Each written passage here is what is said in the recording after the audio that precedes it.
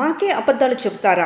Court ముందు ఉంచిన అఫిడవిట్లన్నీ తప్పుడువే. దీనిపై వివరణ ఇవ్వండి. ఈ మొత్తం వ్యవహారంలో తుది విచారణ జరుపుతాం. అప్పుడు అన్ని తేలుస్తామని హైకోర్టు ధర్మాసనం రాష్ట్ర పోలీసులపై ఆగ్రహం వ్యక్తం చేసింది. Social media activist Varra Ravindra Reddy అక్రమ నిర్బంధంపై వ్యాజ్యం దాఖలై 5 నెలలు అవుతోందని, అందువల్ల తుది విచారణ జరుపుతామని తెలిపింది. రవీంద్రారెడ్డిని గత ఏడాది నవంబర్ 8వ తేదీనే పోలీసులు అదుపులోకి తీసుకున్నట్లు సీసీటీవీ ఫుటేజ్లో స్పష్టంగా కనిపించడంతో పోలీసుల తీరుపై హైకోర్టు విస్మయం వ్యక్తం చేసింది.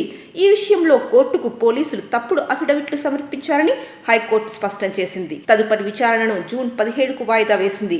ఈలోపు పోలీసులు ఏమైనా చేయొచ్చునంటూ సీసీటీవీ ఫుటేజ్ తాలూకు హార్డ్ డిస్క్ను సీల్డ్ కవర్లో భద్రపరచాలని రిజిస్ట్రార్ జ్యుడిషియల్ను హైకోర్టు ఆదేశించింది. తదుపరి విచారణ సమయంలో దాన్ని తమ ముందు ఉంచాలని సూచించింది.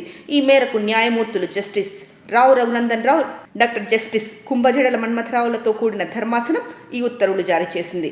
వర్రా రవీంద్రారెడ్డి అక్రమ నిర్బంధంపై ఆయన భార్య కళ్యాణి గతంలో హైకోర్టులో హెబియస్ కార్పస్ పిటిషన్ దాఖలు చేశారు.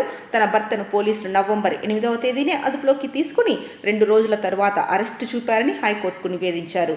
పుల్లూరు టోల్ ప్లాజా వద్ద సీసీటీవీ ఫుటేజ్ను భద్రపరిచేలా ఆదేశాలు ఇవ్వాలని కోరారు. ఈ వ్యాజ్యంపై విచారణ జరిపిన జస్టిస్ రఘునందన్ రావు ధర్మాసనం పుల్లూరు టోల్ ప్లాజా వద్ద ఉన్న సీసీటీవీ ఫుటేజ్ని తమ ముందు ఉంచాలని జాతీయ రహదారుల సంస్థను ఆదేశించింది. ఈ మేరకు సీసీటీవీ ఫుటేజ్ని కోర్టు ముందుంచారు. ఇందులో ఎవరెవరు ఉన్నారో పరిశీలించి ఆ వివరాలను తెలపాలని కళ్యాణి తరఫు న్యాయవాదులు, పోలీసుల తరఫు న్యాయవాదులను ధర్మాసనం ఆదేశించింది. తాజాగా ఈ వ్యాజ్యం నిన్న మరోసారి విచారణకు వచ్చింది. కళ్యాణి న్యాయవాది బిఆర్ రెడ్డి కొవ్వూరి వాదనలు వినిపిస్తూ రవీందర్ రెడ్డిని పోలీసులు అక్రమంగా నిర్బంధించారని తెలిపారు. ధర్మాసనం ఆదేశాల మేరకు ఇటీవల తాము హైకోర్టు రిజిస్ట్రార్ జ్యుడిషియల్ సమక్షంలో సీసీటీవీ ఫుటేజ్ని పరిశీలించామన్నారు. ఇందుకు సంబంధించిన నివేదికను, సీసీటీవీ ఫుటేజీ హార్డ్ డిస్క్ను కోర్టుకు సమర్పించామని తెలిపారు.